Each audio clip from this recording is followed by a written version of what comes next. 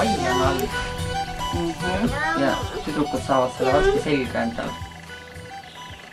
See on nii suur. Suur jah, annad selle meie kätte.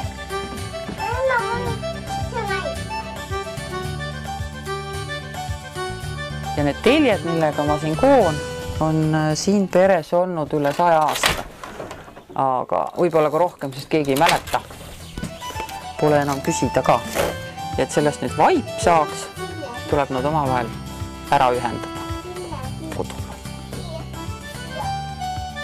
Ettevalmistustöö on muidugi tohutult aega nõuda, aga lõpuks näeb ta välja selline. Ja siis on ta siin. Kudumine iseenesest käib väga lihtsalt. Jota taustan vaadata.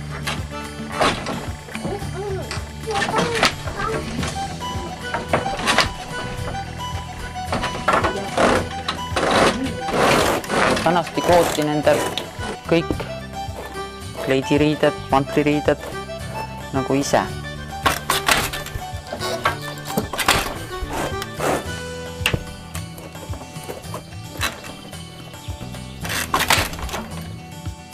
Jah, natuke ruttu sai valmis. Niikuinii juhti. Et kui nüüd tikimine ja vaibakudumine on töö, siis siidimaalimine on hobi.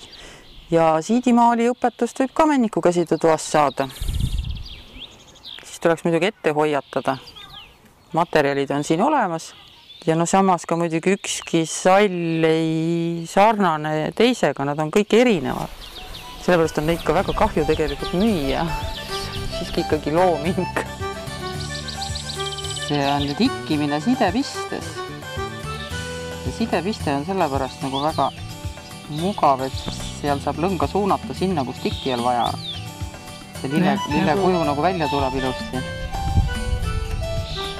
Tuleb kogu aeg edasi. Lõpeta see kaar niimoodi ära ja võtta järgmine kaar teisele poole. Praegu läheb seda pidi.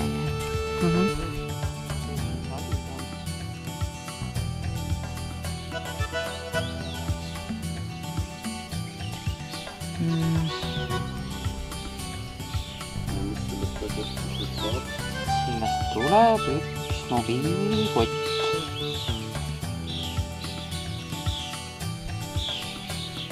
Riputatakse kaela ja kuhu sisse läheb telefon. Põhiliselt on tikitud tooted. Ja ma siin nüüd natukene näitaks mõnda. Praegu on küll palav suvi, aga talv tuleb ka kunagi. Naiste talvemiks.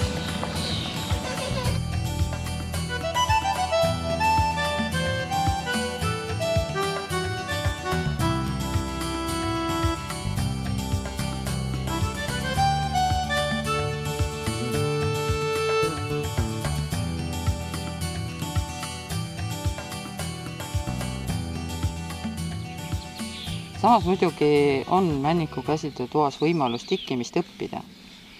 4 tunni jooksul on võimalik saada algteadmised, kuidas nõela käsitleda ja mis asi see muu tikand üldse on.